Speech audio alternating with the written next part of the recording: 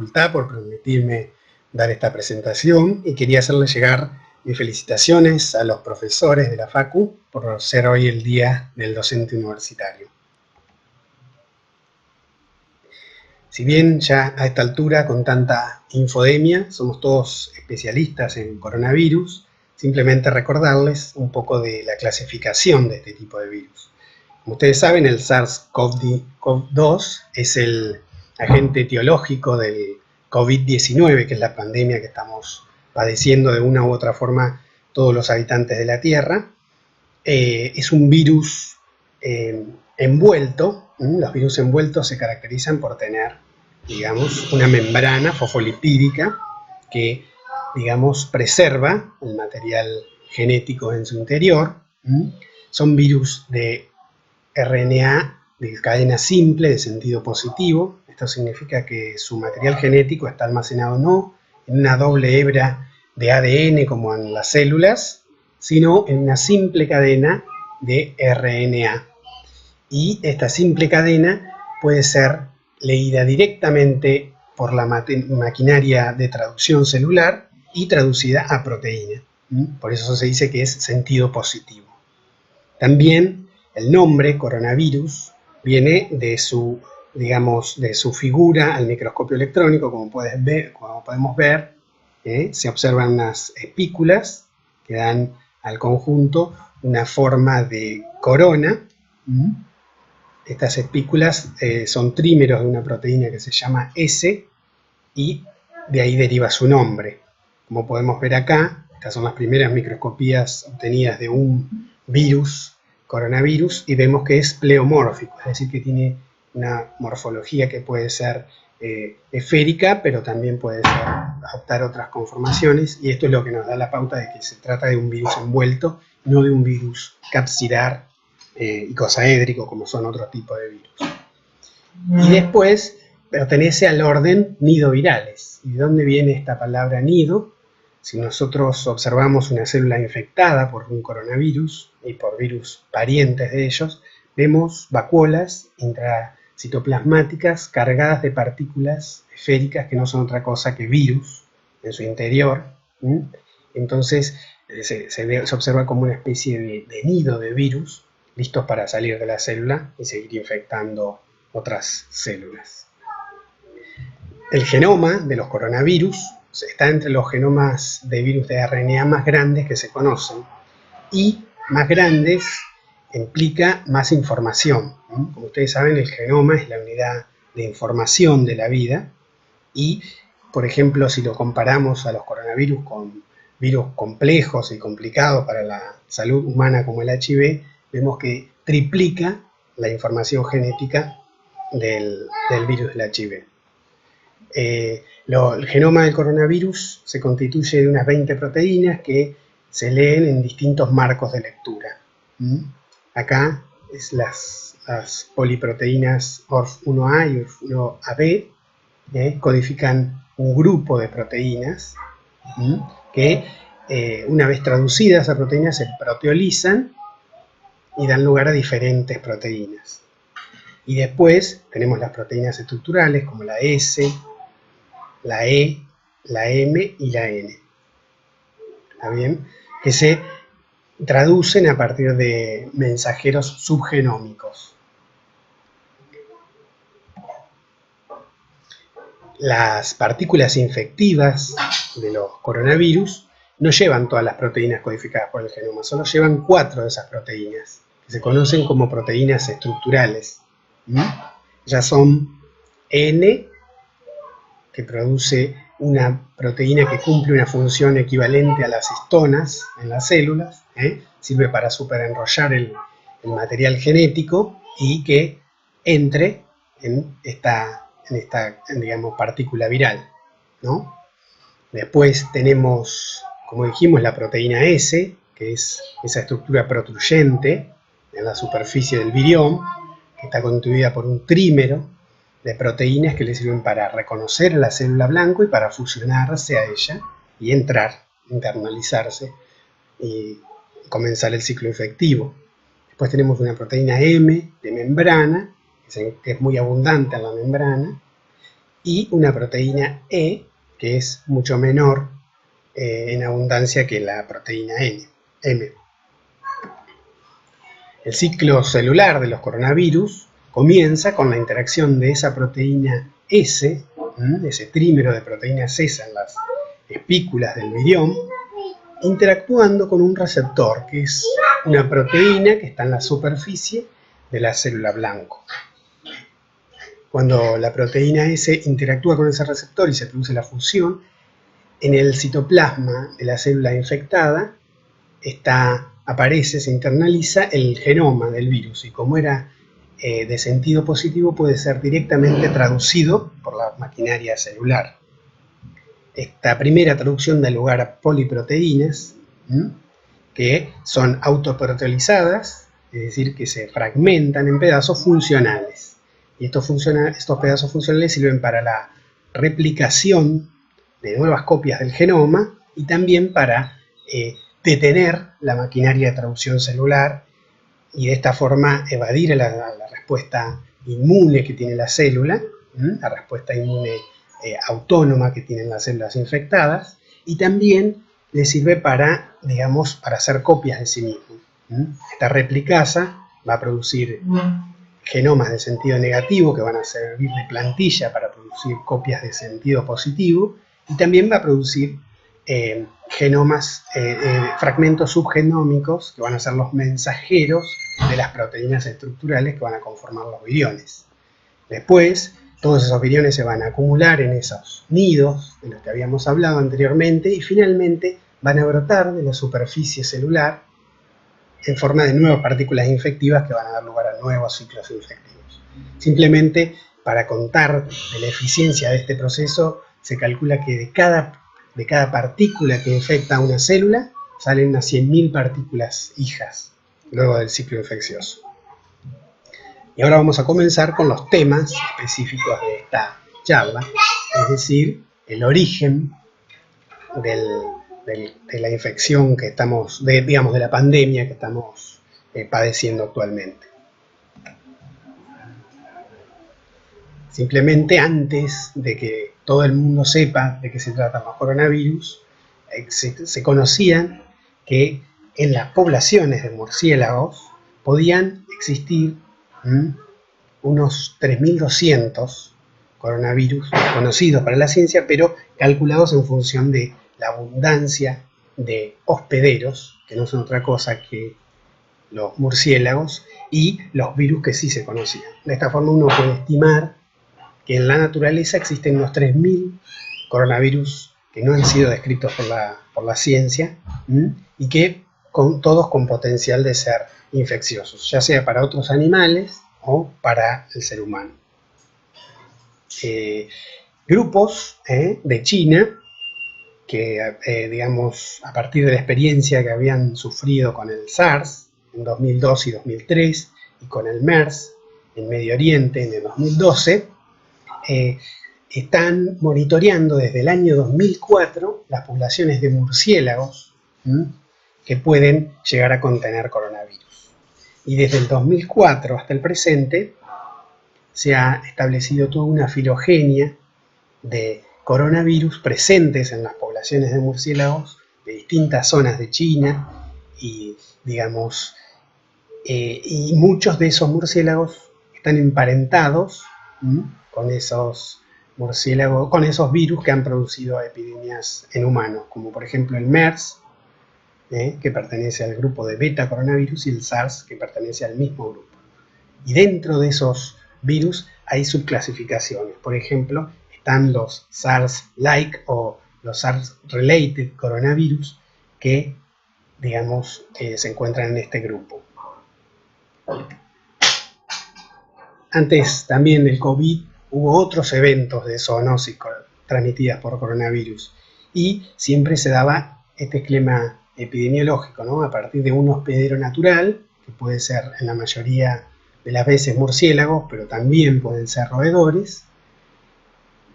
Hay un salto, que en virología se conoce como spillover, hay un salto hacia un hospedero intermediario, que generalmente son mamíferos, que están en vínculo con la población humana, ya sea porque son ganado, por ejemplo las llamas, los bovinos, los dromedarios y los cerdos, o son fauna silvestre que sufre explotación humana, como son las civetas.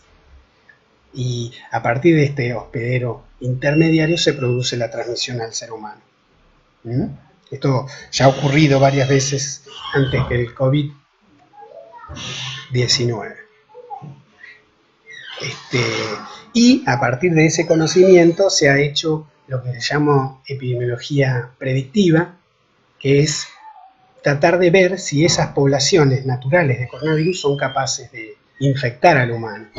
Para hacer este tipo de aproximación experimental, lo que se hace es transfectar el receptor, acá ven, que es el receptor del coronavirus, que es una proteína que se llama AC2, es una enzima de membrana que convierte a la angiotensina en un péptido inactivo. Es la AC2, Angiotensin Converting Enzyme. Ese receptor celular lo que hacen es transfectarlo a células que normalmente no lo expresan. Y por ejemplo, si uno transfecta el gen AC2 del murciélago en ese tipo celular, uno ve que esos coronavirus que son aislados de la naturaleza pueden infectar esas células. Si uno hace lo mismo con el gen AC2 de la civeta, uno también demuestra que se pueden infectar las células. Y si uno hace ese mismo experimento con el AC2 humano, también pudo demostrar que podía haber infección. Entonces esto alertó a los científicos ya en el año 2013 de que podían ocurrir, a partir de esas poblaciones de coronavirus que se hallaban en la naturaleza, podían ocurrir infecciones en los seres humanos y que era cuestión de tiempo antes de que se produzca un brote parecido al SARS. Esto mismo fue demostrado para otros virus como el MERS, como parientes del virus MERS. También usan otro receptor celular que se llama DPP4, y entonces estaba ya desde el año 2013 la posibilidad teórica de que ocurran este tipo de pandemias, porque a partir de las poblaciones naturales de coronavirus que existen en las cuevas de murciélagos de China y de África, se podía ocurrir este tipo de evento epidemiológico. Y así llegamos a diciembre del 2019, cuando al laboratorio de Zhengli llegan muestras de hisopados nasofaringios de pacientes que tenían una forma rara de neumonía desconocida que les remitió, a aquella experiencia que habían tenido los chinos con el SARS en el 2002.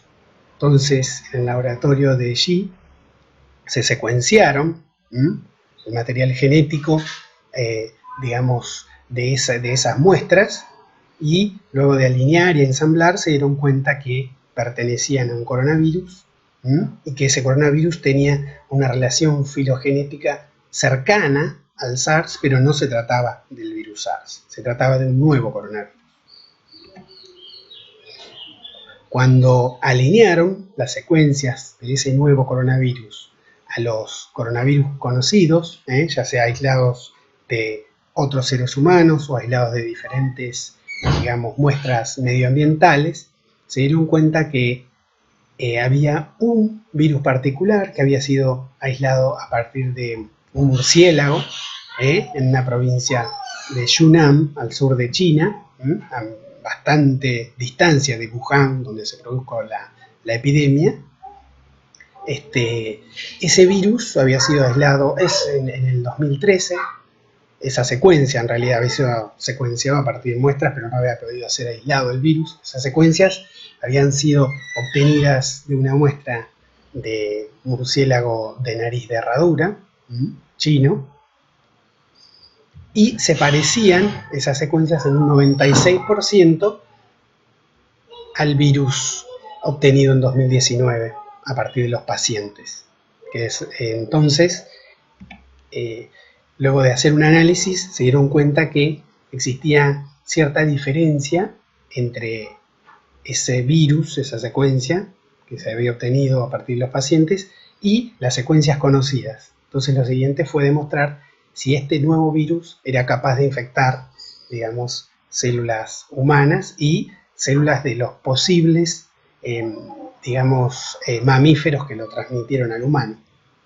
Y así lo demostraron, hicieron experimentos iguales a los que les comenté antes, transfectando el gen AC2 a una línea celular que no lo expresa, por lo tanto no puede ser infectada, y luego transfectaron el gen AC2 de ratón, de civeta, de cerdo, de murciélago y de humano, y vieron que, salvo con el gen AC2 de ratón, en todos los otros casos se producía infección de las células. O sea que este nuevo virus podía emplear ese receptor, el mismo receptor que empleaba SARS, a pesar de tener diferencias filogenéticas bastante notables en el sitio de reconocimiento del receptor. Acá vemos en rojo destacado las mutaciones respecto del gen del virus humano. Acá vemos las diferencias que tiene con el gen del murciélago y con el SARS. Existe una distancia filogenética mucho mayor, mucho menor con el de murciélago. Y acá un hallazgo interesante es que los cerdos pueden ser infectados por este nuevo virus humano, este nuevo virus que fue aislado de pacientes. O sea que va a ser interesante realizar por ahí en colaboración con nuestros vecinos, los vecinos de la Facultad Agronómica, estudios de vigilancia epidemiológica sobre, por ejemplo, los criadores de cerdo y sus animales en sus granjas. Puede ser algo bastante interesante porque como se espera que el nuevo virus tenga alta prevalencia en los humanos, puede existir la transmisión del humano al cerdo. Entonces, lo siguiente que estudiaron los investigadores fue la disponibilidad de un hospedero intermediario. O sea, se sabía que el murciélago era el hospedero natural y se quería investigar sobre la posibilidad de que exista un hospedero intermediario. Y así, un tiempito después, en la revista Nature salió publicado una hipótesis de que los pangolines sean ese hospedador intermediario. O sea, vieron que justo en la región de reconocimiento del receptor de la proteína S, en la región de reconocimiento del receptor AC2, existía un mayor parecido entre el pangolín que entre el murciélago comparado con el SARS-CoV-2 que fue obtenido de humanos. Y otro hallazgo encontraron fue que el gen del pangolín, el gen AC2 del pangolín, se parecía más al gen humano, al gen AC2 humano, que el de murciélago. Y con esta, evidencia un tanto circunstancial, ellos plantearon que podía existir, había existido o podía existir un evento de recombinación entre, el murciélago, el virus que infecta al murciélago y el virus que infecta el pangolín, y ese evento de recombinación era justamente el SARS-CoV-2, que es el que nos infecta a nosotros.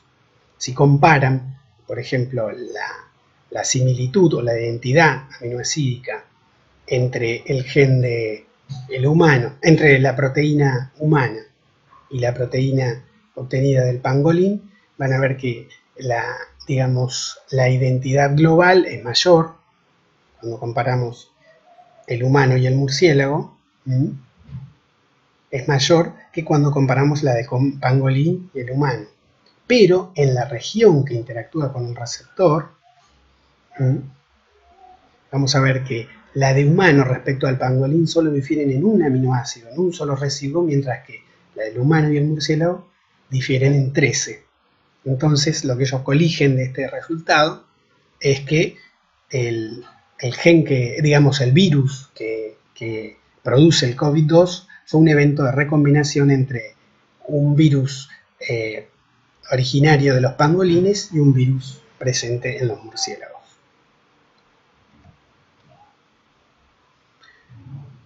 Dado que los SARS-CoV-2 son, virus ARN, existe un riesgo real de mutación y que el virus que nos está, infectando a los humanos se vuelva incluso más infectivo incluso, digamos, más peligroso.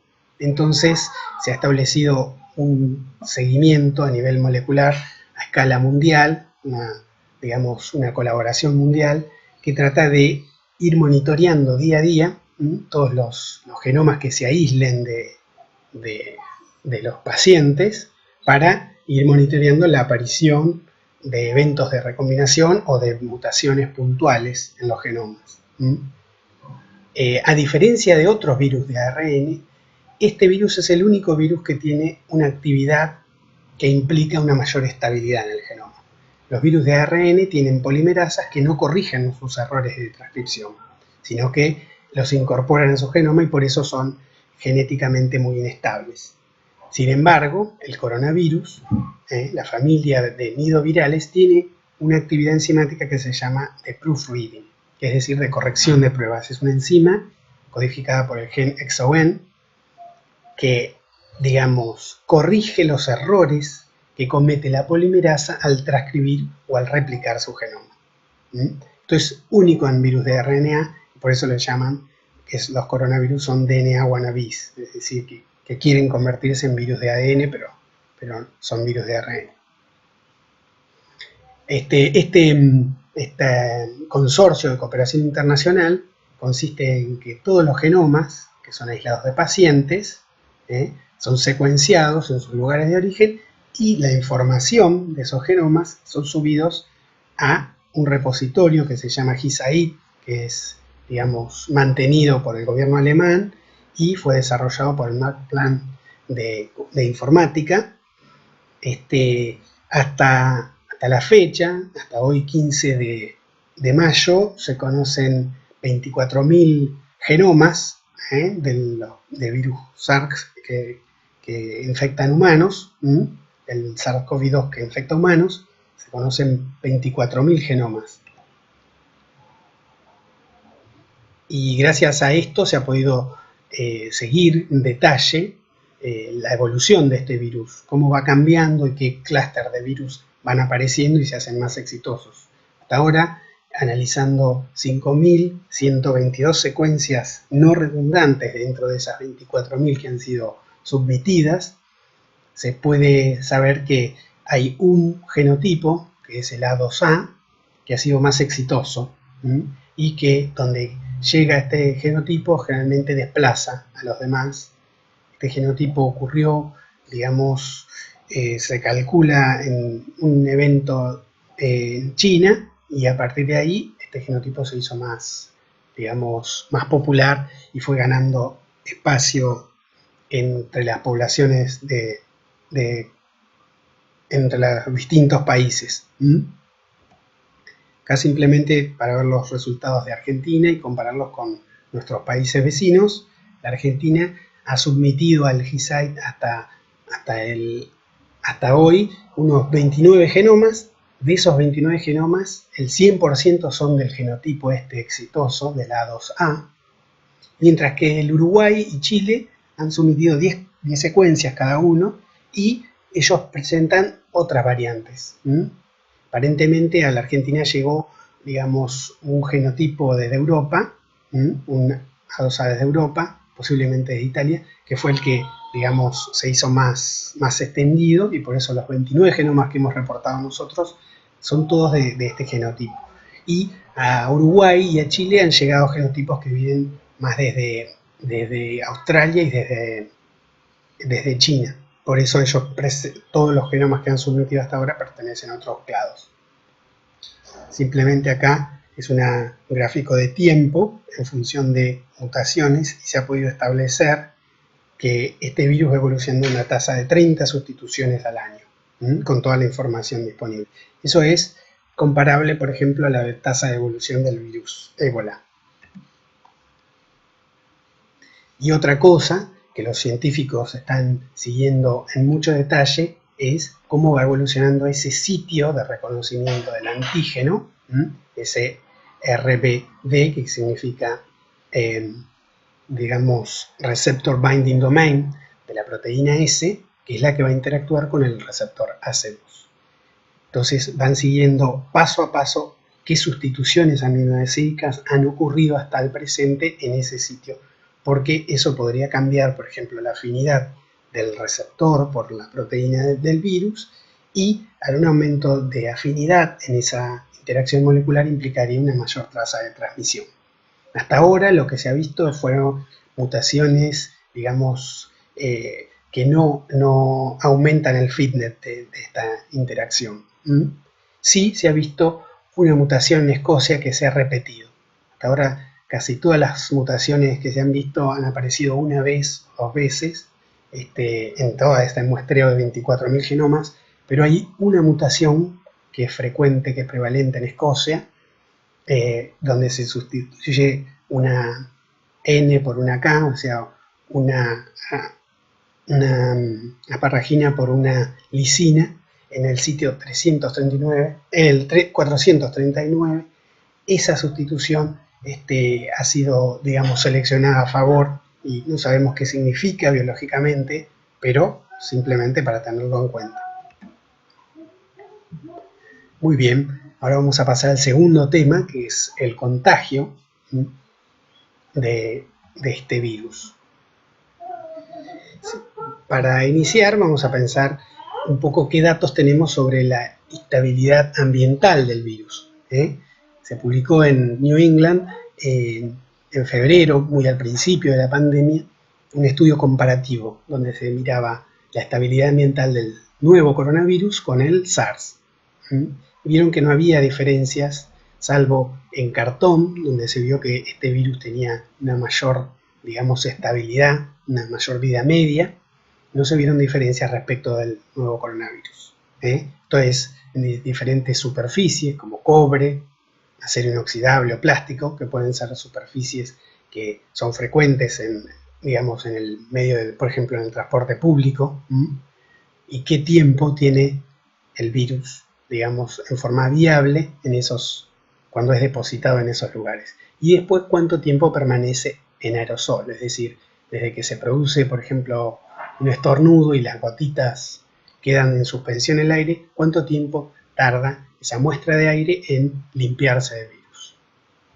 Estos son los datos experimentales, y más o menos como conclusiones podemos decir que el virus es bastante estable para ser un virus envuelto, pero es mucho menos estable que los virus hechos de icosaédricos de proteína, como por ejemplo la hepatitis B. Y otra información es de dónde viene, por ejemplo, esos 2 metros de distancia de protección, viene de estudios experimentales, donde se ha visto en cámaras de contraste cuánto tardan las gotitas en depositarse y cuál es la dispersión desde el origen. Y estos datos experimentales han nutrido las guías que se conocen de protección personal. Esta es una de la OPS, la Organización Panamericana de Salud, que te dice, depende de qué procedimiento uno lleve a cabo, si quiere tomar muestras, si quiere, digamos, simplemente recoger datos de diagnóstico, o si quiere hacer el triage, qué tipo de protección personal es necesaria y adecuada para protegerse, por ejemplo, el personal de salud. Pero dado que la estabilidad ambiental y la estructura molecular del COVID-2 es idéntica a la del SARS y a la del MERS, uno tiene que preguntarse por qué este virus ha sido mucho más exitoso que sus primos cercanos. Y una explicación a esto está en que este virus tiene un comportamiento, digamos, más eficiente en cuanto a la transmisión. Se ha demostrado, al principio de las transmisiones en todos los países, se ve que este virus, antes de que empiecen a aplicarse las medidas de mitigación, que son las encargadas de doblar la curva, que es un gráfico semilogarítmico donde tenemos el tiempo y tenemos el logaritmo de la cantidad de casos acumuladas, y todos los países, digamos, la transmisión, digamos, comunitaria comienza con un mínimo de casos. Entonces acá lo que se plantea es que si todos los países le ponemos en el origen los 100 primeros casos, cómo es el comportamiento del crecimiento de la curva, y se ve que al principio, antes de que se apliquen medidas de mitigación, los países se manejan entre 1 y 3 días de tiempo de duplicación. Es decir, este virus, cuando lo dejan crecer, crece muy rápido, se transmite muy rápido entre los humanos, de manera mucho más rápida que SARS y que MERS. Y como una fuente de explicación de eso está que este virus, a diferencia de los otros que son muy patogénicos, este virus tiene una patogenicidad moderada. Es decir, los pacientes, es decir, los enfermos, una vez infectados, una vez capaces de transmitir, siguen circulando en la población y por eso este virus resulta más infectivo. Es decir, este virus modula de alguna forma su patogenicidad tal que sigue siendo, digamos, transmitido por personas que no presentan síntomas. Se llaman casos presintomáticos. Y eso explica casi el 45% de las transmisiones entre humanos. Esta patogenicidad moderada se puede evidenciar en, digamos, en la prognosis de este virus. De los casos diagnosticados, se sabe que el 81% de los casos son moderados, es decir, no presentan síntomas más allá, digamos, de los síntomas prodrómicos, es decir, no presentan sintomatología de compromiso respiratorio, mientras que un 20% sí presentan. Constituyen los severos, a personas que presentan síntomas respiratorios, pero no tienen que ser, digamos, intervenidos críticamente, y los críticos, que sí representan el 5% del total, es decir, digamos, un cuarto de los casos severos. Si vamos a la capacidad de transmitir el virus de cada uno de estos grupos, está este gráfico, existe una población de pacientes que no conocemos, que no sabemos su cantidad, porque no los detectan, digamos, no se estudian estos casos, que son los asintomáticos. Son personas que no presentan síntomas y por lo tanto quedan fuera del radar del análisis. Es decir, casos que nunca los pudimos diagnosticar. Y estos casos se sabe por estudios particulares y por case report que pueden transmitir la infección en una ventana de tiempo de 1 día o 2 días. Mientras que los casos moderados, en su fase presintomática, pueden transmitir el virus por más tiempo, casi una semana. Y los casos severos y críticos sí pueden transmitir el virus durante más tiempo, es decir, porque tienen carga viral durante más tiempo, pero como estos casos son aislados en las unidades hospitalarias, en los centros de atención, no suelen transmitir, no suelen contribuir al total de transmisión. Es decir, tienen el potencial de transmitir durante mucho tiempo porque tienen cargas virales, pero como son aislados, no pueden transmitir el virus. La prognosis del COVID-2 es bastante desalentadora si uno se fija en poblaciones determinadas. Por ejemplo, de los severos, se sabe que un 10% va a morir, y de los críticos, un 50% va a morir. Si uno mira la tasa de letalidad en función de la edad, uno ve que existe un incremento exponencial a partir de los 50 años, se va duplicando la tasa de letalidad conforme aumentan las décadas de la vida. Y así llegamos a los pacientes con más de 80 años con una tasa de letalidad que acá está en 16, porque es China, pero en otros países ha superado el 30% o el 40%. Existen otros factores que se llaman comorbilidades que se asocian a la mortalidad de este virus. Uno es la enfermedad coronaria, distintas enfermedades cardíacas, y otros son, digamos, las diabetes, los problemas respiratorios como el COP, que es, digamos, es el EPOC, traducido al español. Esos todos aumentan el riesgo de mortalidad. Y entonces la pregunta es, ¿por qué es necesario mitigar? Y uno tiene que tener en cuenta, ¿se acuerdan ese factor de duplicación, ese tiempo de duplicación que este virus tiene? Tiene que tener en cuenta la edad de su población, cómo es la pirámide poblacional de su país.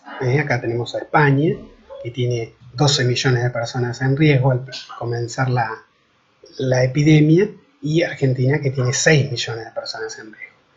Y toda esta información articularla simplemente con la capacidad del sistema sanitario que tiene, que normalmente los sistemas sanitarios funcionan a su capacidad máxima siempre.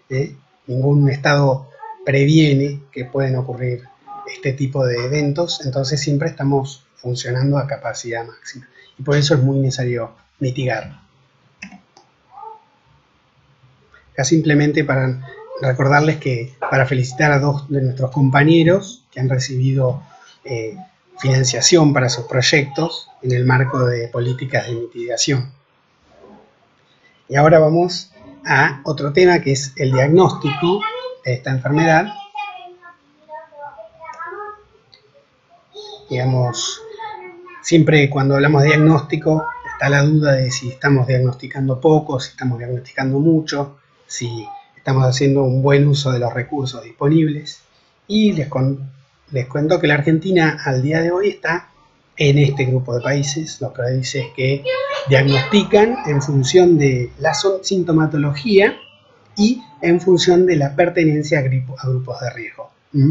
Por eso ustedes habrán escuchado en las noticias que se va cambiando la definición de caso posible, conforme va aumentando la pandemia, conforme va aumentando la transmisión local y también conforme a una segmentación geográfica. Es decir, no es lo mismo una definición de caso en un lugar del país que en otra. Y eso también es importante para el manejo, digamos, de la gestión de los recursos. Si nos comparamos a nivel país, ¿no?, contra otros países, digamos, cercanos, tenemos que nosotros, la Argentina, está testeando un poco mayor que Bolivia o que México, pero estamos testeando menos en función de la normalización por el número de habitantes. Estamos testeando menos que Paraguay, menos que Uruguay, menos que Chile y menos que Perú. En cuanto al número de test por habitantes y relacionándolo a nuestro ingreso per cápita, a nuestro ingreso normalizado del PBI per cápita, nuestro país está por debajo de la línea, digamos, de tendencia de los países. Es decir, si uno lo mira así en términos macroeconómicos, tendríamos que testear más en función de nuestra capacidad, digamos, económica, si nos comparamos con otros países de Latinoamérica. Pero, digamos, en este país lo que se ha orientado y se ha pensado es en segmentar el diagnóstico y eventualmente pasarnos a testear más en función de las necesidades. Un caso de esto es el operativo Detectar, que se ha llevado a cabo desde la semana pasada en la Villa 31 de Buenos Aires, dado el incremento de casos focalizados en este lugar, esto es, los casos totales del país, y cómo a partir de la última semana ha habido un resurgimiento de casos totales, y esto está focalizado en barrios vulnerables de la capital federal. Y esto ha motivado a hacer testeos, masivos, es decir, pasarnos de la categoría de países que testean en función de los síntomas a un testeo, más amplio, a fin de detectar justamente esos grupos asintomáticos y moderados que quedan por fuera de los testeos cuando uno solamente testea en función de la aparición de síntomas. Y simplemente acá hablarles de que se habla mucho también en los medios sobre qué es mejor, si es mejor el testeo serológico o es mejor el testeo molecular, y acá se ha planteado como una dicotomía, que es otra vez esas falsas dicotomías que se plantean entre la economía y la salud, que todo tiene que ver con lo mismo. El testeo molecular no se reemplaza por el testeo serológico, sino que son complementarios, nos dan información complementaria.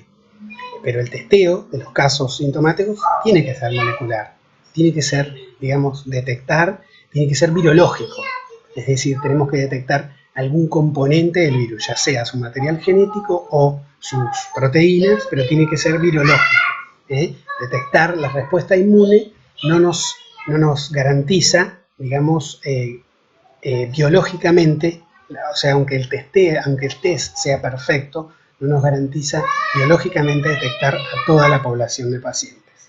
Entonces, se plantea como una dicotomía, pero en realidad es una falsa dicotomía. Son necesidades complementarias y no alternativas, los testeos moleculares respecto a los testeos serológicos.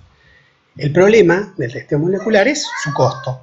En economías como las nuestras, que tienen que importar insumos y reactivos y equipamiento, el costo es realmente prohibitivo para, por ejemplo, para equipar a los hospitales del interior del país. Simplemente, dado un laboratorio que ya está funcionando, el costo por test ronda los 2.500 pesos, pensando en insumos importados y en mano de obra calificada o realizada necesaria para hacerlo. Y cuando uno quiere, implementar el testeo molecular en un laboratorio, digamos, estándar, un laboratorio que no hace rutinariamente biología molecular, el costo ronda entre los 50 y los 150.000 dólares, porque comparar este aparatito que se llama termociclador en tiempo real, hay que adaptar el flujo de muestras de los laboratorios, cosa de ir desde un lugar hacia otro sin el riesgo de contaminación cruzada, y hay que tener cabinas de protección biológica porque al principio la muestra, cuando llega de origen, tienen un potencial infectivo. Entonces, esto no se puede dejar librado al azar, se tiene que hacer bien, y el costo de esto para mejorar un laboratorio estándar es significativo. A partir de esta base de datos mundial se ha podido seguir cómo va evolucionando el genoma del virus, y entonces se ha podido ver qué tan buenos son, los test moleculares, porque no sé si ustedes saben, pero el test de la RT-PCR necesita de unos cebadores que se llaman primers. Estos primers tienen una secuencia específica del genoma, y cuando uno diseña un estudio molecular tiene que asegurarse de que esos primers sean estables, es decir, que no sufran mutaciones, porque van a ineludiblemente afectar la eficacia del testeo. Y hasta ahora ya son los valores. Sabemos que los que mejor andan son los diseñados en Alemania, en la Charité, que han mutado muy poco, entonces siguen siendo muy confiables para el diagnóstico molecular. Y unos primer que fueron diseñados contra la proteína N en el CDC de China sí han sufrido muchas mutaciones, por lo tanto estos no son más recomendables para usar en el diagnóstico molecular. Otra importancia del testeo molecular no es solo para diagnosticar los casos nuevos, sino para la prognosis, es decir, para ver cómo le va a ir a este paciente, dado su carga viral, y para el alta. Ustedes saben que para dar el alta a un paciente necesitamos pruebas negativas consecutivas, que suelen ser a 3 pruebas. Entonces, por eso es muy importante descentralizar este diagnóstico, que no se haga solo en las capitales nacionales y provinciales, sino que se pueda descentralizar a nivel municipal, y de esta forma agilizar no solo el alta, sino tener una herramienta de prognosis para los pacientes. Y así es que se ha avanzado hacia el testeo molecular point of care. Quiere decir point of care que se hace en el sitio de tratamiento del paciente. Es decir, en el hospital donde se tratan se tendría que hacer el testeo molecular. Y como los termocicladores en tiempo real son tan caros, lo que se ha utilizado es un tipo de ensayo molecular que se llama amplificación isotérmica. Se ha avanzado bastante en esto, y este tipo de ensayo solamente requiere baños térmicos. Y como este tipo de amplificación, tiene un cierto grado de incertidumbre y se ha combinado este tipo de amplificación con un segundo paso, basado en la proteína Cas12 del sistema CRISPR-Cas, para detectar amplicones de manera específica. Entonces, en 2 pasos y un tercer paso que se basa en un ensayo de lateral flow, como así como los test de embarazo, donde uno detecta los positivos como una línea. Entonces, en este ensayo de 3 pasos propuesto por Mammoth Bioscience, uno tiene, digamos, ensayos moleculares de alta precisión, de alta sensibilidad y alta especificidad. Este es el valor predictivo positivo y el valor predictivo negativo que tiene, del 95% y el 100%, casi igual que la real-time PCR. Este tipo de ensayos han sido, digamos, desarrollados en Estados Unidos hace unos muy breve tiempo y están empezando a ser aprobados para su uso clínico. La FDA ya aprobó este ensayo de Mammoth Bioscience. Y nosotros, a partir de un taller que estamos llevando a cabo en la cátedra de estructuras moleculares de la FUNER, hemos hecho una vigilancia tecnológica y hemos detectado que existen 3 emprendimientos argentinos similares que están en fase experimental o en fase de revisión por ADMAT. En particular, uno, que se llama NeoKit, ya ha salido a la venta. Este es un desarrollo en conjunto del CONICET y el laboratorio Milstein de Buenos Aires y la Fundación Casara, el laboratorio Casara, que es el encargado, digamos, el laboratorio privado encargado de producirlo a gran escala. Este ensayo, a diferencia del norteamericano, solo se basa en la amplificación isotérmica y en el uso de un colorante en este último paso, que es azul de bromotimol, que cuando uno, digamos, cuando existe amplificación isotérmica hay un consumo, digamos, de los deoxinucleótidos, es decir, esos deoxinucleótidos se consumen en la reacción, entonces uno puede detectar un viraje del colorante azul de bromometimol hacia el azul cuando existe consumo de estos deoxinucleótidos y abundancia de magnesio y pirofosfato. Y de esta forma uno tiene un test positivo al terminar la reacción. Finalmente, se está avanzando en el diagnóstico hacia un nuevo tipo de muestreo. Es decir, no sé si ustedes saben, pero el muestreo nasofaringio, que es el muestreo de rutina, el gol estándar para diagnosticar virus respiratorios, es muy molesto para el paciente. Se basa en introducir un hisopo por la nariz hasta la garganta, hasta la nasofaringe, y raspar, hacer un frotis de ese hisopo es algo que es, digamos, sumamente incómodo, tiene cierto riesgo de transmisión porque esto desencadena un reflejo de tos en el paciente y ahí puede haber aerosolización de material infectivo.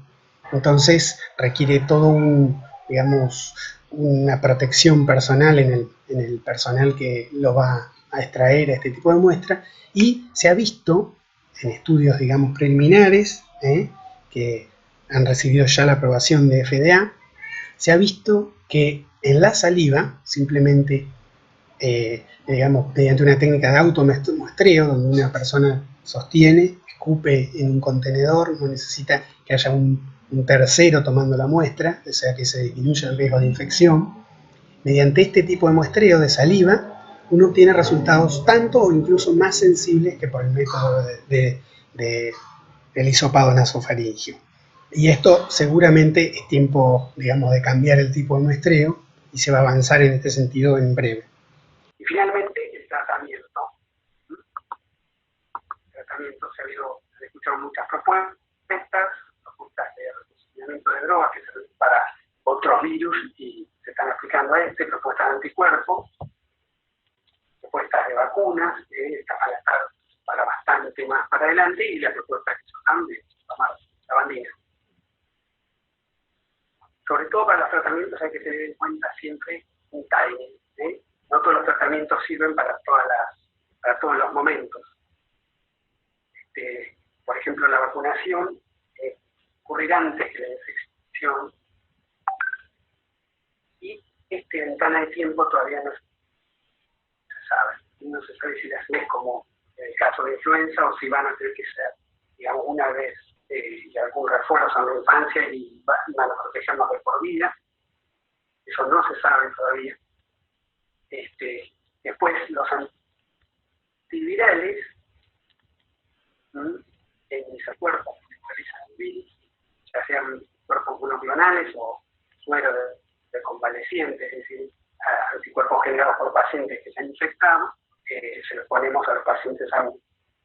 Este tipo de terapia solamente funciona al principio del curso infeccioso, que se llama la etapa de respuesta viral. Pero después, transcurrido un momento, digamos, cuando la inflamación se hace muy presente, este tipo de terapia ya no tiene sentido porque el virus ya no está en circulación. Y lo que mata a los pacientes es justamente la respuesta, digamos, la exacerbación de la respuesta inflamatoria. Sería la hiperintervención. Son terapias antiinflamatorias. Entonces tenemos distintos momentos. El problema muchas veces de los estudios clínicos es que se aplican los antivirales, los estudios clínicos fracasan y justamente son aplicados demasiado tarde. No es que esté mal la droga, sino que está mal el momento en que se aplica la droga. ¿Qué ventajas tenemos de coronavirus para la aplicación y para el desarrollo de nuevas estrategias terapéuticas? Es que conocemos, gracias a los estudios de SARS y MERS, conocemos el proteoma completo y el interactoma casi completo de este virus. Antes de que aparezca el primer caso de COVID, ya lo conocíamos. Y cuando apareció COVID, dada la fuerte homología que tiene con SARS, pudimos enseguida crear modelos y saber con qué proteínas interactuaban cada una de las proteínas de SARS, con qué proteínas del veador y con qué proteínas propias interactuaban. La información está en la base de datos del PDB. Y otra ventaja que tenemos es que por décadas hemos padecido el HIV, la hepatitis C, influenza y ébola. En esas oportunidades se han desarrollado, validado y aprobado para el tratamiento de humanos de diferentes antivirales. Eso ya es un punto de partida. Ya sabemos mucho sobre antivirales y dado un nuevo virus, dado un nuevo brote, ya sabemos qué terapias de reposicionamiento de drogas podemos pensar en aplicar. Simplemente para contarles, digamos, hay un repositorio de productos químicos, de sustancias químicas, que ya tiene un botoncito, es un repositorio que existía hace mucho y tiene un botoncito ahora que te bloquea todos los compuestos que tienen alguna relación con el COVID-2. Yo lo toqué hoy y tenemos 500 compuestos tagueados por esta base de datos como para empezar a pensar que pueden ser funcionales para algún aspecto del COVID-2. Y bueno, en curso hay 1.518 clinical trials, en curso 9 en nuestro país, 0 en Entre Ríos. Generalmente hay contra estas 4 drogas, telmisartán, ivermectina, colchicina y ibuprofeno, y hay 5 que son contra otras cosas, contra terapias, hay uno que es psicológico para las personas de la salud. Estos son los estudios que están en Argentina en curso, y las predicciones es que, las predicciones es que para abril ya tendría que haber aprobados y probados alguna droga para tratamiento. Se espera que para septiembre existan ya anticuerpos para la inmunización pasiva, y se espera que las vacunas recién llegan, esta es una estimación administración conservadora, recién lleguen para septiembre, pero del año 2021. Estas más o menos las predicciones que se hacen sobre los fármacos. Y existen, bueno, dos caminos para el tratamiento farmacológico específico. Uno es el reposicionamiento, es decir, usar drogas que fueron creadas y diseñadas contra otros blancos, contra otros patógenos. Y lo bueno de estas drogas, la ventaja es que ya son, digamos, ya han superado las etapas regulatorias, no tienen que ir a estadios de fase 1, sino que ya directamente lo que hay que probar es la eficacia en los pacientes COVID. Otra, digamos, otra ventaja los blancos que tienen las drogas de reposicionamiento son blancos virales o blancos endógenos. Dentro de los blancos virales está la proteasa del virus, se acuerdan que es una poliproteína que tiene que cortarse en pedacitos para tener funcionalidad. Existen blancos virales basados en el retrovirus que inhiben esta proteasa y existen también blancos de reposicionamiento para la RNA polimerasa, la polimerasa encargada de su réplica del genoma del virus. También existen blancos endógenos, como el transporte vesicular, el transporte nuclear, las proteasas y el sistema inmune. La otra alternativa, el otro camino hacia el, digamos, el tratamiento contra el SARS es el diseño racional, es decir, diseñar pruebas que sean específicas para las proteínas del virus. La ventaja que tiene este diseño, bueno, es su especificidad. Vamos a tener mejor actividad específica porque van a haber sido diseñadas y creadas pensando en las proteínas de este virus. Las desventajas, claro, son las regulatorias, las económicas y el tiempo. Poner una droga nueva en el mercado sale mucha plata y tarda mucho tiempo. Y además de los blancos virales y endógenos que tienen las drogas de reposicionamiento, las drogas nuevas, las drogas de diseño, tienen nuevos blancos. Por ejemplo, la proteína, digamos, el dominio de unión al antígeno, el dominio de unión al receptor, es la enzima encargada de corregir los errores de la polimerasa. Esos son algunos, digamos, blancos interesantes. Y algo muy importante cuando uno quiere diseñar una monoterapia contra un virus que es ARN, es que tiene que pensar que tiene que evitar a toda costa la monoterapia. Es decir, que no tiene que existir una única prueba para tratarla, sino pensar en un cóctel. Porque si uno aplica monoterapia, tarde o temprano para el HIV, es que hay que usar combinaciones de drogas. Estos son algunos blancos virales, cómo funcionan. Por ejemplo, el Remdesivir, que es una droga que ha estado, digamos, como candidato durante mucho tiempo ya. El 1 de marzo ya salió la estructura de cómo es el Remdesivir polimerasa del virus. Y se trata de un análogo de nucleósido, es decir, esta actúa porque se parece a un nucleótido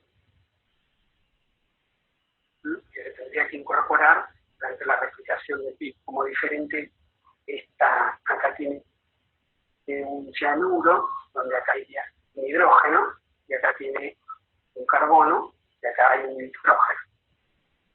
Entonces, esta molécula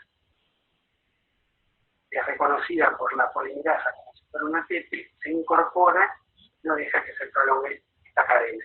Entonces se inhibe la replicación del virus. Pues otras estrategias de blancos virales son los inhibidores de las proteasas virales, como son esta proteasa, la papain-like proteasa, o la chemotrypsin-like proteasa. Una es una serinoproteasa y los inhibidores que hay hasta ahora son los pirritos que se usan para HIV. Estas drogas lo que hacen es bloquear la proteólisis de las poliproteínas, por lo tanto restan el ciclo al principio y no se produce el ciclo infeccioso. Después, contra blancos endógenos, hay inhibidores de proteasas celulares. Proteasas celulares son las encargadas de procesar esa proteína, se llama la proteína spike, interactúa con el receptor. Luego de interactuar con el receptor, es necesario procesarla para que se libere un dominio, que se llama S2, de 2 sitios de corte, se tiene que procesar. Y ahora este dominio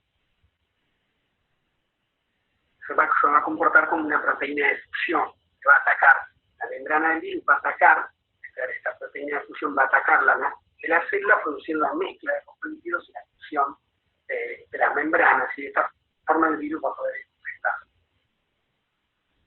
Bueno, se ha visto que para que se produzca esta proteólisis, el virus emplea una proteasa que es endógena, una proteasa celular, que tiene este nombre, TMPRSS2. Esta proteasa es para la pancreatitis. Entonces, lo que han visto in vitro por ahora los investigadores es que si uno pone Campostat, que está probado en el humano, ya se sabe que inhibe la semiproteasa del humano, ese in vitro se bloquea la entrada. Entonces puede ser un lindo candidato. Después hay inhibidores del tráfico vesicular, la hidroxicloroquina, que es una droga que ha sido bastante promocionada por Trump, es una droga que se usa para combatir la malaria, y el umifenovir, que ha sido promovida por Putin, que es un diseño ruso, una proteína rusa, y las dos están compitiendo para este tipo de bloqueos, que es bloquear la acidificación de los fagosomas, de donde entran los virus. Si uno bloquea la acidificación de estos fagosomas, se inhibe la fusión, se inhibe la acidificación del material genético al interior de la célula, y se inhibe el candidato. El problema con los blancos endógenos, psicotoras que no están dirigidas contra la proteína del virus, sino que están dirigidas contra proteínas de la célula, es que tienen efectos colaterales. Por ejemplo, la hidroxicloroquina tiene un efecto colateral, digamos, bastante importante, negativo, que es la prolongación del QT, digamos, de la despolarización de los eucardiocitos. Esta prolongación del QT produce arritmias, y tenemos una importante mortalidad. El COVID, entonces, esta droga tendría que ser dada con sumo cuidado, sin previo un análisis del paciente a ver si es, digamos, receptivo a este tipo de droga. Y por otro lado, tenemos un efecto colateral que sí es beneficioso de la hidroxicloroquina, porque la hidroxicloroquina se sabe que es un poderoso COVID en la fase hiperinflamatoria. Esta hidroxicloroquina podría actuar a dos niveles. Por un lado, ser un antiviral, por el otro, un modulador. Nos permitiría bajar la inflamación en la segunda etapa.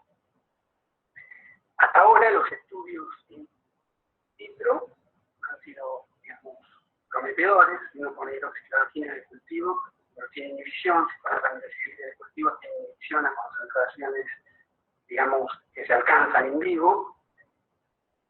Algo un poco peor ha sido para el ópito que es una inhibidora de la proteasa, no han tenido mucho éxito in vitro, y aún así se ha avanzado con estudios clínicos. Y ahí sí ha sido muy decepcionante el desempeño de todas estas drogas. Un petroclivito, que es una droga que se llama, bueno, no me acuerdo cómo se llama, pero es una droga combinada, que tiene los dos principios activos, y no se ha logrado mejorar, digamos, no se ha logrado mejorar respecto al control. En China también se ha hecho, hasta en Estados Unidos se ha hecho un estudio observacional sobre la hidroxicloroquina, 65 pacientes sin tratar, y no se observaron cambios. Y también se ha hecho el Remdesivir en un grupo más pequeño, en una serie más pequeña, y tampoco se ha encontrado cambios. En esto hay que decir que hay otro estudio que está en camino, todavía no estuvo publicado, creo que ha sido informado, que dicen que sí tienen resultados promisorios sobre el remdesivir. Y acá simplemente para contarles sobre las predicciones, yo les he dicho que para abril se esperaba ya tener alguna ronda de reposicionamiento, estamos a mediados de mayo, todavía no tenemos ninguna ronda de reposicionamiento. Esto nos lleva a reflexionar qué tan cumplibles van a ser el resto de los objetivos, es decir, esperar para septiembre un anticuerpo y para septiembre del 2021 una vacuna. Si hasta ahora no se ha logrado el primer objetivo, es difícil que se puedan lograr los otros. Finalmente, esto es ya para ir terminando, son lo que se llaman las drogas inteligentes, es decir, drogas que no solamente tienen en cuenta el blanco, que sería, por ejemplo, en el análogo de nitrógeno la polimerasa, sino tienen en cuenta las drogas que interactúan con ellas, en concierto. Por ejemplo, acá hay un estudio de remdesivir con virus SARS wild-type y virus SARS que tiene mutada la proteína que corrige los errores de la transmisión, es decir, la exOM, ¿no? Cuando yo no tengo el gen de la exOM, el remdesivir anda mucho mejor. Esto se explica porque esta proteína correctora de errores seguramente remueve este anhídrido de nucleótido, haciendo que la droga sea menos efectiva, menos específica. Entonces, se han diseñado algunos análogos como la hidroxicitidina, que no es reconocido por la exOM. Entonces, ya sea que el virus tiene o no tiene la copia funcional de exOM, la actividad es igual, similar para los dos casos. Lo malo es que esta droga nueva tiene una actividad específica incluso menor que el remdesivir. Entonces, lo que hemos planteado nosotros, lo que estamos estudiando es mejorar la terapia de remdesivir a partir de incluir una segunda droga. El objetivo nuestro es que inhiba la interacción de la proteína, exOM, con un factor, un cofactor que se llama NCP10, es este que está acá en verde. Estamos buscando drogas que inhiban esta interacción porque sabe que si este factor no está interactuando con la exOM, no tiene actividad nuclear. Entonces estamos buscando en la base de datos de compuestos pequeños qué drogas habilitadas. Ahora hemos encontrado una, pero todavía sin mucho, sin mucha prueba ni nada. Estamos en la fase todavía de simulación. Bueno, y por último, el diseño computacional. La primera droga diseñada para COVID, es un inhibidor de propiedad. Tuvo muy buen desempeño in vitro, pero todavía no se hizo nada en vivo. Y después se han diseñado péptidos que imitan estas hélices alfa que interaccionan con el dominio del reconocimiento del receptor. Se han diseñado hélices alfa que imitan y se las han optimizado. Se han hecho imitaciones con mis hijos, todavía no se han hecho experimentos sobre esto, para tratar de optimizar y de hacer péptidos inhibitores de esta interacción con el receptor ACE. Y con esto terminamos. Pido mil disculpas por la demora.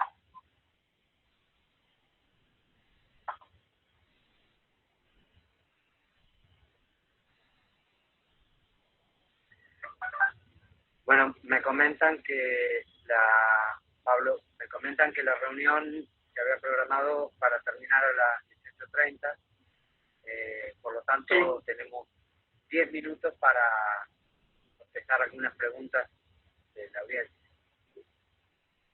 Perfecto, les pido mil disculpas. Voy a prender la luz porque veo que estoy a oscuras. Sí, está en la penumbra. Sí. Si hay alguna pregunta, ya pueden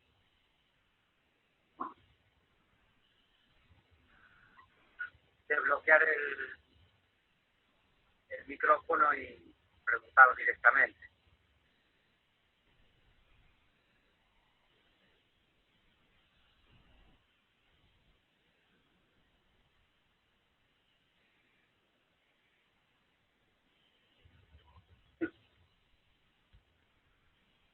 No sé si fue muy claro, Pablo, o... o no quedó, se durmieron todos. No, al principio salía bastante cortada la presentación. Era por un problema mío de recepción, pero se cortaba mucho. Después se enganchó bastante bien. Mira, claro, yo no tengo retorno como para darme cuenta si se cortaba. Tenía que haber tenido una segunda compu. Y no me di cuenta de eso. Ahí, claro, yo me escucho. ¿Hay alguien que quería preguntar? Sí. María Cecilia Gómez pregunta cómo la droga análoga del nucleótido puede ser usada solo por la proteína viral y no por la maquinaria celular. Perfecto. Por ejemplo, las polimerasas eucariotas que tenemos, por ejemplo, en la mitocondria, nosotros tenemos una polimerasa RNA, una mitocondrial y una nuclear. Ninguna de esas tienen afinidad por esos nucleótidos, porque la forma que entran esos nucleótidos a un bolsillo que tienen las polimerasas es diferente. Se ha visto que a concentraciones muy altas, sí, los nucleótidos pueden inhibir a la polimerasa que tenemos mitocondrial. Pero por eso la dosis es tan importante, cuando uno usa análogos a concentraciones muy altas son tóxicas. Eso pasó, todo eso se ha estudiado desde el principio, cuando se empezaron a trabajar con estos antivirales, en la época del HIV, de la ZP, esos cócteles de droga eran muy tóxicos, era por eso, porque tenían poca, digamos, había que usarlos a muy alta dosis para tener efectos antihistólicos sobre el virus, y ahí empezaban a interferir con las reacciones endógenas. Entonces, lo que tienen que ser estos antivirales, análogos de nucleótidos, tienen que ser muy específicos por las polimerasas de los virus. Las polimerasas de los virus tienen, digamos, no están asociadas filogenéticamente con nuestra polimerasa, entonces tienen una estructura diferente. De ahí viene la especificidad, y por eso uno es, digamos, para nosotros son inocuos, por lo menos a la dosis terapéutica, son inocuos estos análogos de nucleótidos. ¿Se entendió? Medio complicado. Yo entendí, pero... Ahí me dice, perfecto, gracias. Pablo, y respecto a las vacunas, porque hemos escuchado que hay una gran variedad de estrategias para el desarrollo de vacunas. ¿Qué nos podrías comentar respecto a eso? Si es que podés comentarnos. Sí, me quedaron afuera las vacunas. En realidad hay clinical trial para vacunas, digamos, como en Gatera hay como 120 proyectos. 8 están funcionando, digamos, bien. 8 otros proyectos, que uno está dirigido por el NIH. Vieron ese hombre que sale muchas veces a tratar de tapar las tonterías que dice Trump, uno que se llama Fauci, Anthony Fauci, que se han escuchado hablar. Él está dirigiendo uno de los proyectos de vacunas, que son vacunas que algunas son vacunas directamente de RNA, o sea, lo que buscan es meter RNA. Otras son con un virus que sirve de vector, que lleva, digamos, algunas proteínas, generalmente la proteína S del virus, para digamos, como vector. Entonces uno se infecta con ese virus, que es un adenovirus que hace un daño en nosotros, y ahí el ciclo mismo del virus hace que se produzcan anticuerpos y respuesta celular contra eso. Otros son directamente inocular ARN y otro es una vacuna ATNA, siempre compensando la proteína S, esta proteína que hablamos a lo largo de toda la charla, para producir anticuerpos neutralizantes que bloquean esa proteína y el receptor AC, que es el receptor de la célula por el cual el virus entra. Esa es más o menos la filosofía de esos 8 candidatos que están en la fila. Después hay proteínas mucho más experimentales, utilizando otros conceptos, por ejemplo, proteínas que se llaman proteínas de subunidades, que son solamente, son vacunas que solamente tienen proteínas, y usan un ayudante. Esas son proteínas unidades, pero tienen, digamos, menos chances de entrar en la carrera. Porque hay una carrera, digamos, importante para saber quién gana y cuál es la vacuna más efectiva, porque el equipo que logra eso se va a forrar, ¿no? Se va a llenar de plata.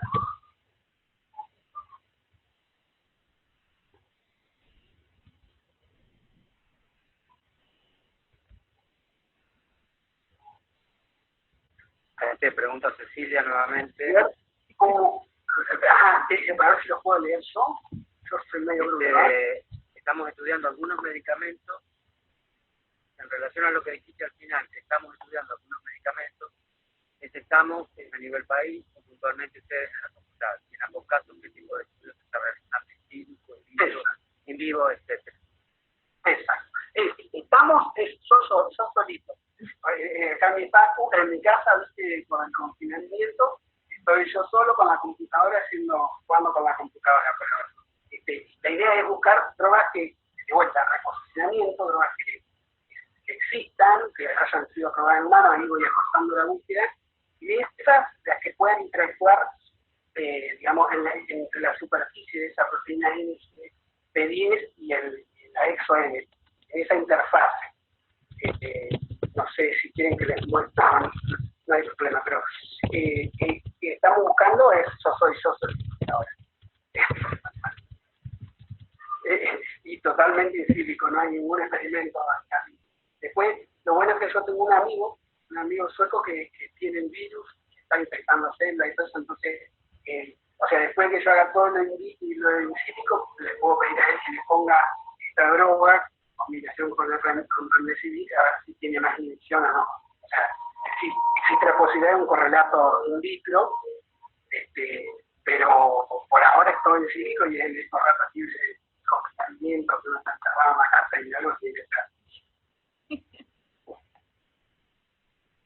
Y acá pregunta de vuelta a Cecilia, si hago docking. Sí, voy probando docking y después hay una base de datos digamos, donde, digamos, como hay como superficies que se parecen a otras y que ya hay ya hay docking hecho. Entonces yo me miro si mi superficie se parece a esas que ya están modeladas. ¿Ah? Perdón, me pongo un poco técnico en esto para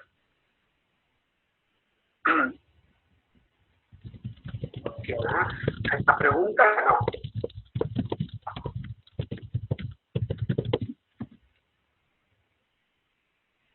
Bueno, no sé si no tienen más.